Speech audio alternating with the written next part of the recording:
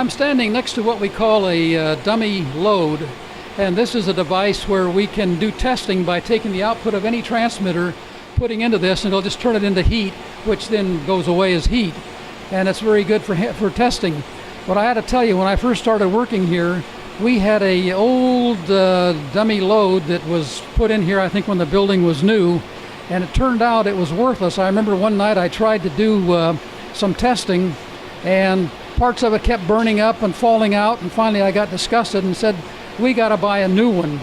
So I literally took that old one, opened the door and threw it outside, let it fall down the ground, and got rid of it for scrap metal, and we put a new one in so we could properly test the transmitter, and that was great. It used to be that every Sunday night KFI would go off the air between midnight and about 5 or 6 a.m. for the purpose of maintaining the transmitter.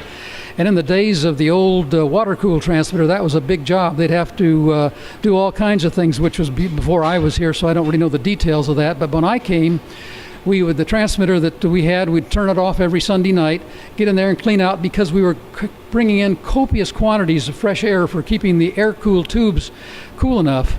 And this brought in a lot of dust and dirt, so we had to keep it clean.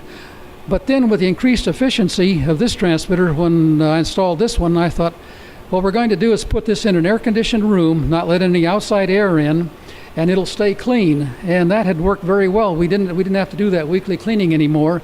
I don't know, I think we cleaned it about once every 2 years.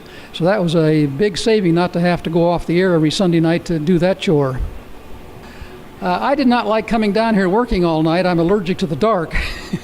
So what I did was, when we got this transmitter working, and we had a 10 kilowatt transmitter here that was quite good, so we would come down here on Monday, I think it was, and stay on the air, just switch transmitters and do our maintenance on the off-air transmitter, and switch back and do it during the daylight hours, and I didn't have to spend all night being out in the dark.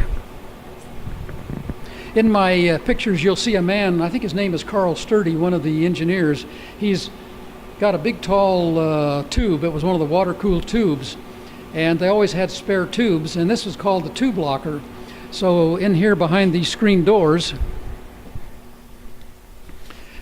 the tube stood here. You can't really see it very well, but here's a round hole, for instance, where one of those tall tubes is standing. Here's some more round holes where the shorter tubes were up above, and this would have been all the spare tubes for the transmitter.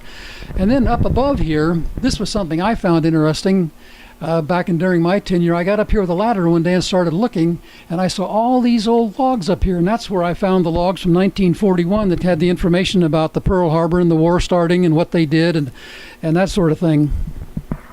Marv was talking earlier about this transmitter, the generation and so forth, and how old it is and how large it is. I wanted to show you, give you a little bit better idea about how big this thing really is.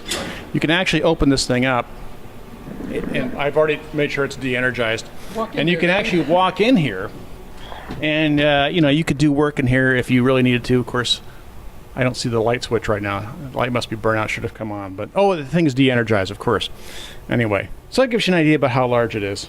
Doug, I spent a lot of time on my knees in here working. Well, I'm glad we don't have to do that kind of thing anymore. I don't miss the old vacuum tube transmitters, I will say. KFI. Southern California. KFI. 640, more stimulating talk radio. KFI. AM 640.